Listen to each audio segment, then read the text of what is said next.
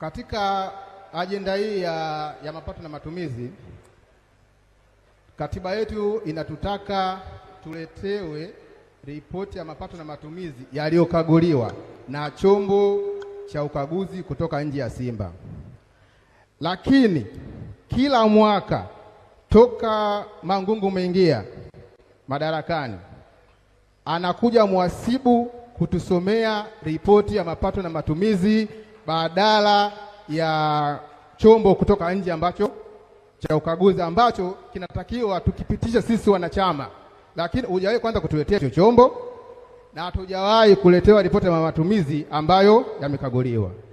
Sasa kwa uvunjifu wa katiba ambao mimi nimewashtaki baraza la michezo, nimewashtaki BMT, na hapo kuna mwakilishi wa BMT katika hili, naomba ulizingatie.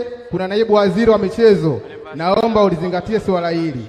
Sasa swali kwako mwenyekiti wa Simba Sports Club Bwana Mangungu, pamoja na wajumbe wote hapo mbele, je, mnatosha kuendelea kuiongoza Simba kwa ukaidi kama huu? Asante sana, nakushukuru kwa maelezo yako. Tatizo ulilonalo wewe ni Mangungu, lakini ripoti hii ni ya board ambayo ina mwenyekiti wake wa bodi. Kwa hiyo kwa kuwa tatizo la Mangungu, tutakutana kwenye uchaguzi. Asante, tunawashukuru kwa hoja hiyo. Tunaenda kwenye hoja inayofuata.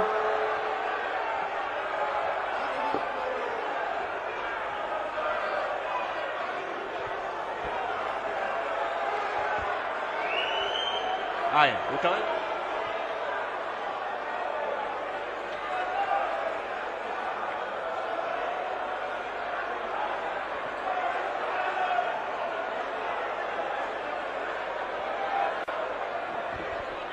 umesikia hiyo hoja? Haya, Simba, tunaomba tusikilizane. Hoja imewasilishwa na kwenye katiba ambayo msemaji aliyepita amenitaja mimi moja kwa moja, lakini maamuzi yanayohusu upitishwaji wa hesabu za fedha hayako kwa mwenyekiti wa klabu peke yake, ni bodi ya wakurugenzi na bodi na mwenyekiti wake.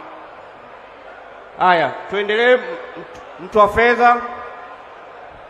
Asante mwenyekiti, lakini kwa hoja yako naomba nikukumbushe kwamba kwenye kikao cha bodi kilichopita. Jamani, tunaomba tusikilizane. Mtoa hoja anawasilisha majibu.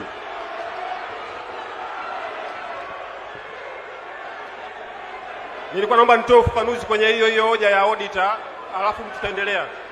Kikao cha bodi kilichopita kilimteua auditor ambaye ni independent auditor, kilimteua na kuweza kuanza kazi, lakini katikati ya kazi yule auditor akawa amejitoa. Kwa hiyo na sasa hivi tuko kwenye kuanzisha hesabu, hatuwezi kuacha kuwapa hesabu kwa sababu auditor amejitoa.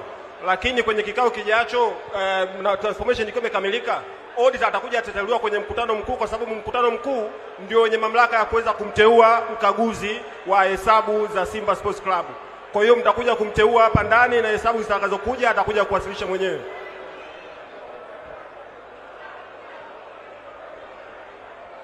Simba. Haya, asante sana. Nadhani maelezo yaliyotolewa yanakidhi. Tuna hoja za msingi ambazo tunatakiwa tuwe nazo.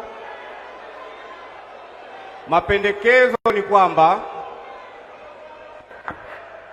auditor ambaye alipendekezwa na board hakuweza kuendelea na kazi kama ilivyopendekezwa. Tumetangaza nafasi ya auditor tena. Kwa hiyo tutatangaza, na kama kuna mtu ana mapendekezo awasiliane na management, tumwasilishe huko ili tuje kumthibitisha.